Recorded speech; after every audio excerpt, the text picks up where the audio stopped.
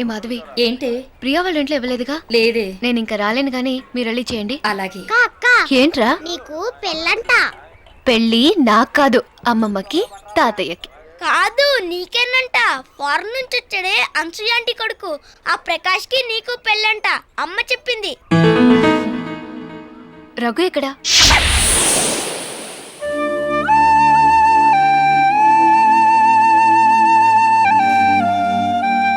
ఏ రఘు,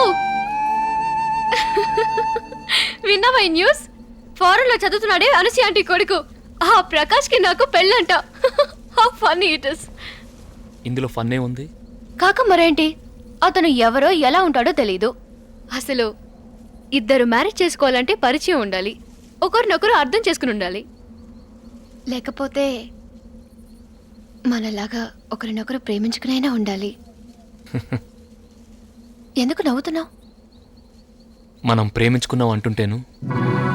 అదేంటి అలా అన్నావు? లేకపోతే మన ఇద్దరం ప్రేమించుకోవడం ఏంటి? కొత్త విషయం చెప్తున్నావు. సర్లే నాయనా, వచ్చినప్పటి నుండి ఏదో రకంగా నన్ను ఏడిపిస్తూనే ఉన్నా. ఇక ఆపు, ఇది లైఫ్కి సంబంధించిన విషయం. పెద్దవాళ్ళకి మన ప్రేమ సంగతి చెప్దాం రా.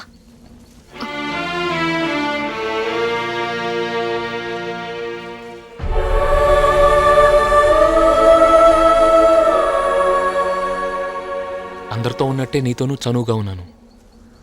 వరసైందానమని ఇంకాస్త క్లోజ్గా ఉన్నాను. అంత మాత్రాన అదే ప్రేమను అపార్థం చేసుకుంటేలా?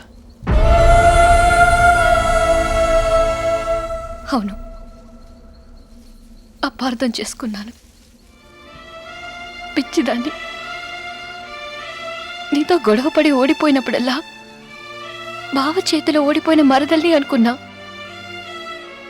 అందరి ఫోటోలు తీసి నా ఒక్కదాని ఫోటో తీయకుండా ఏడిపిస్తే బావ గుండెల్లోనే ఉన్నాను కదా, ఇంకేంటి అని సరిపెట్టుకున్నా. సైకిల్ పందెలో నువ్వు గెలిచి ఓడిపోయానని చెప్పినప్పుడు నేను ప్రేమలో గెలిచానని మురిసిపోయాను. కానీ ఇప్పుడు తెలిసింది నాకు, నేను ఓడిపోయింది సైకిల్ పందెలో కాదు, నీ ప్రేమను గెలుచుకోవడంలోనని.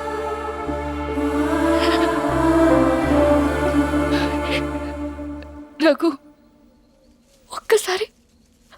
ఒక్కసారి నా కళ్ళలోకి చూసి చెప్పు, ఇన్ని రోజుల మన పరిచయంలో ఏ ఒక్క రోజైనా, ఏ ఒక్క గంట అయినా, ఏ ఒక్క క్షణంలోనైనా నన్ను ప్రేమించానని నువ్వు అనుకోలేదా? లేదు.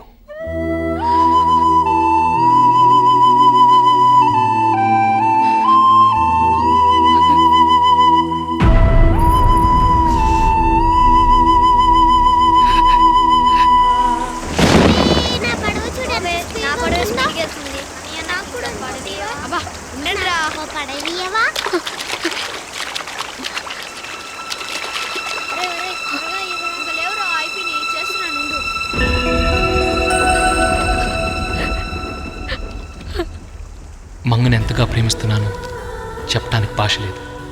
ఆశే తప్ప. ఆమె నా ప్రాణం, ఆమె నా సర్వస్వం. ఆమె లేని లోకం నాకు శూన్యం. ఇంకా ఇక్కడే ఉన్నారేంటయ్యా? త్వరగా పనులు కానివ్వండి. త్వరగా.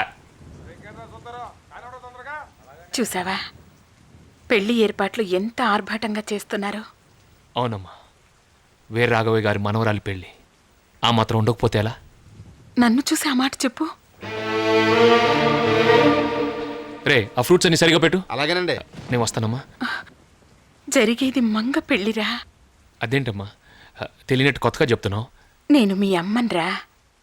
కడుపులో బాధం దాచుకుని కళ్ళతో నవ్వుతున్నావు కదూ. అవన్నీ ఇప్పుడు ఎందుకమ్మా? నిజంగా నువ్వు మంగను ప్రేమించలేదు? ప్రేమించానమ్మా, నా ప్రాణం కంటే ఎక్కువగా ప్రేమించాను.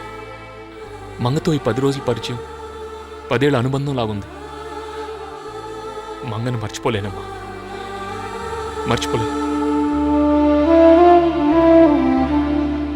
అంత ప్రేమించిన మంగను కాదనుకుని ఎలా ఉండగలుగుతున్నావురా? ఇట్రా అమ్మా, చూడమ్మా, ఒక్కసారి అటు చూడు.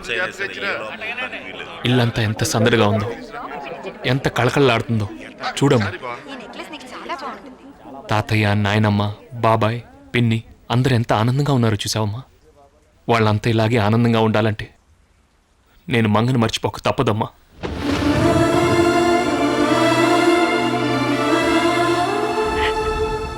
వాళ్ళ సంతోషం కోసం నన్నెందుకు మోసం చేశావని మంగ అడిగితే నువ్వేం చెబుతావు? మనం పెళ్లి చేసుకుంటే 2 కుటుంబాలు మళ్ళీ నరుక్కొని చనిపోతారు. ఆ శవాల మధ్య కూర్చొని మనం దండలు మార్చుకోలేమని చెప్తానమ్మా. వాళ్ళ చితిమంటల్ని అగ్నిసాక్షిగా చేసుకొని పీటల మీద కూర్చోలేమని చెప్తానమ్మా. ఆ రోజు నాకు మీ నాన్నకు ఈ బుద్ధుండుంటే ఇంత జరిగేది కాదు. ఈ రోజు నీ కళ్ళల్లో నీళ్లు చూసేదాన్ని కాదురా. ఇంకొక రోజమ్మా, మనం ఈ పెళ్లి చేసి వెళ్ళిపోతే బొంబాయి నుంచి వచ్చినందుకు ఒక మంచి పని చేసి వెళ్ళిపోయామన్న సంతృప్తి కలుగుతుందమ్మా. రఘు, నువ్వు నా కడుపున పుట్టుండకపోతే నీ కాళ్ళకు మొక్కేదాన్నిరా. అమ్మా, ఏంటమ్మా ఆ మాట? అమ్మ చేతులు ఆశీర్వదించాలి గాని మొక్కకూడదు. వెళ్ళు, మంగని పెళ్లి కూతురుని చెయ్యి. దీర్ఘ సుమంగళి భవాన్ని దీవించు.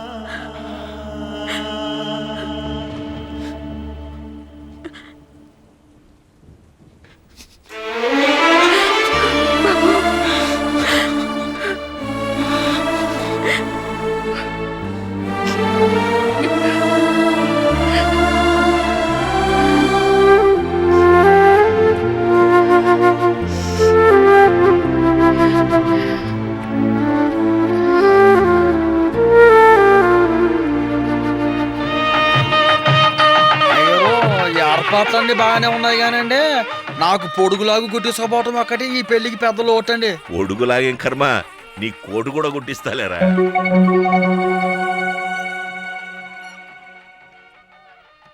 శిరీష, రా వెళ్దాం.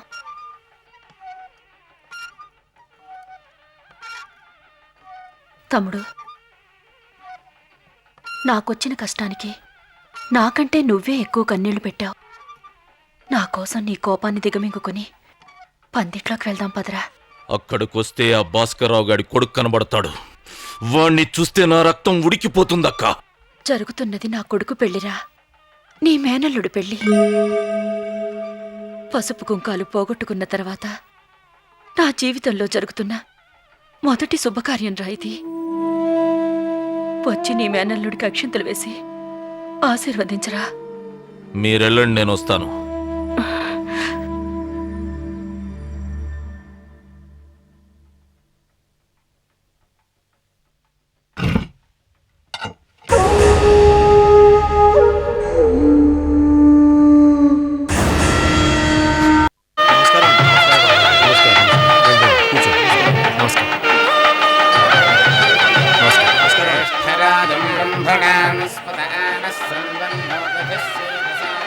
నమస్కారం.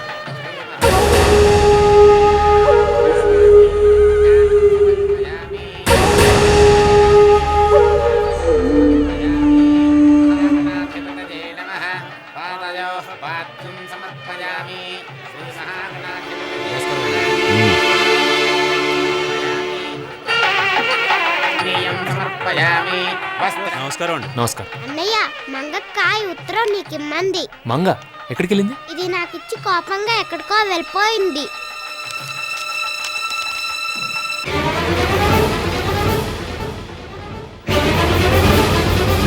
ఏమైంది బాబు?